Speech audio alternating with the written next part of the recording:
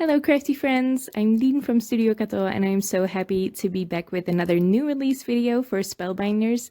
I'm very happy that Spellbinders invited me along to play with some new release goodies, and today I am showing you the Anemones die set. Now I actually made another card with this that I am not showing yet in this video, so that will be coming up this week sometime. And there is also another video coming up for another new release for Spellbinders that should also be somewhere this week. Maybe even tomorrow, who knows. But today I wanted to show you a really easy way to make some rainbow flowers out of this Anemones die, but also any similar die. I've done this before with flowers that cut out a frame and leave you with some petals inside. You can do a die cut inlay with this, but this is just the easy version of that. Now I've die cut this 3 times out of thick white cardstock, and I've made sure that the pieces stay inside of the outline. I did that because I die cut with really old plates. Sometimes your plates warp or they're just used enough that you don't get a really crisp cut anymore with intricate dies like this. I actually keep those for techniques like this. I keep those plates around so I can not die cut properly if I want to. But you can just pop the pieces back inside. It's going to take a little bit more time, obviously, but it's really easy to do. There are not that many pieces in this die cut. You can just pop them back in place, put some purple tape on the back. I just put some painter's tape on the back. Yeah, so all the pieces are kept in place. And I am going to die cut another outline properly this time, so I can lay that over all of that rainbow ink blending I did. I'm using the Concord 9th inks for this because they are very vibrant, as you can see, and they blend like butter. I'm only having trouble blending them because for example, the purple, I'm only having trouble with the purple here. But I am having trouble with that because I added too much ink when I refilled this ink cube.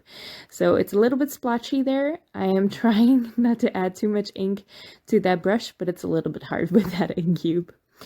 I do mask off one of the flowers. In this cluster, there are 2 flowers side by side, and I mask those off with little scraps of purple tape. That is honestly the most time consuming, but it's really fun, fiddly stuff. Some of that stuff I just love. And once that's done, I did that for 2 more flower clusters. And then I can add some marker to the little hearts of the flowers. So just a little brown to the center of the flowers.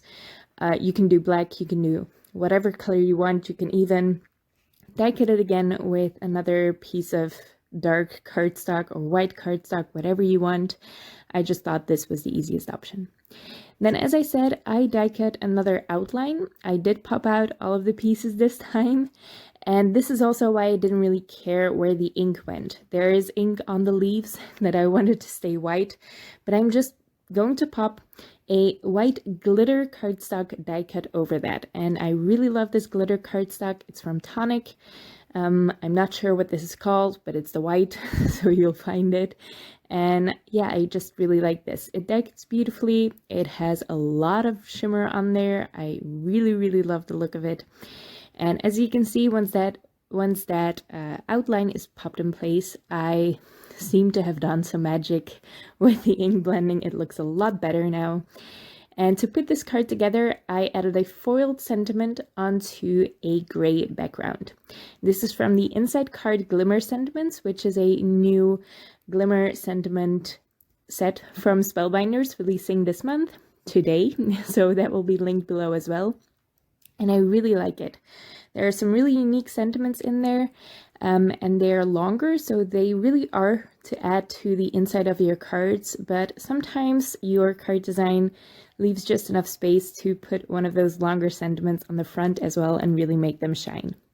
I foiled that with matte silver foil from Spellbinders, and it worked beautifully on that gray cardstock. This is cardstock from Concord 9th, and I find that the colored cardstock really foils perfectly every time, and I haven't found a lot of other colored cardstocks that do that, so I'm really happy with it. I arranged my flowers how I wanted them, and I taped them in place temporarily just with some scrap pieces of purple tape, and then I trim off all of the pieces. And I did that because I thought I was going to fill up this entire card panel with all the scrap pieces. I didn't end up doing that. I thought that was too full, too busy. So I just stick with those 2 flower clusters, but I do think it's easier to trim them up when they're not adhered down yet. Especially if you want to adhere them down with foam tape. When you're doing it with glue, it doesn't really matter. But now I just add glue to the pieces I need to add glue to. So there's no sticky glue on the blade of my trimmer. So I like that. I'm finishing this off with some matte silver pearls from Pink Fresh Studio. And it did take me a while to do the layout for the pearls here, but I finally found out how I wanted them to lay on my card. For my next card, I am using the Hypnotic Background from Spellbinders. I really love this Glimmer foil plate because I always love something that draws your eye to a very, very noticeable point. So here, that's the center. If you die cut this a little bit smaller, you can put that center a little bit higher. If you want the eye drawn to a piece that's a little bit higher on your card. I just love anything that does that for your cards, embossing folders, anything that draws the eye easily with a burst of whatever kind of design. I really love these dots. I foiled them with, I'm not actually sure what the foil is called, but it's the silver holographic foil from Spellbinders. I'll make sure to link it below because that's also what I used to foil this sentiment with. I had one of those flower clusters left over, so I just propped that up on some foam tape, and then I am doing the same for the sentiment. I did fiddle around with it a little bit because I wanted it to overlap one of the leaves, and the foil was in the way, so it's always a little bit fiddly there, but it worked out in the end. The only thing I'm going to do there on this card is going to be to add some, what a sentence is this, but I'm just going to add a little bit of embellishments here. These are black embellishments. I try to stay away from black embellishments unless I have one piece of black or one design object on my card that is black. For this one is the sentiment, and I didn't really have anything on that card to tie the black in with, so yeah, I tied it in with the embellishments. I really love how these cards turned out. They're so easy to make with the rainbow flowers, and they do have a very high impact because they are so colorful and bright.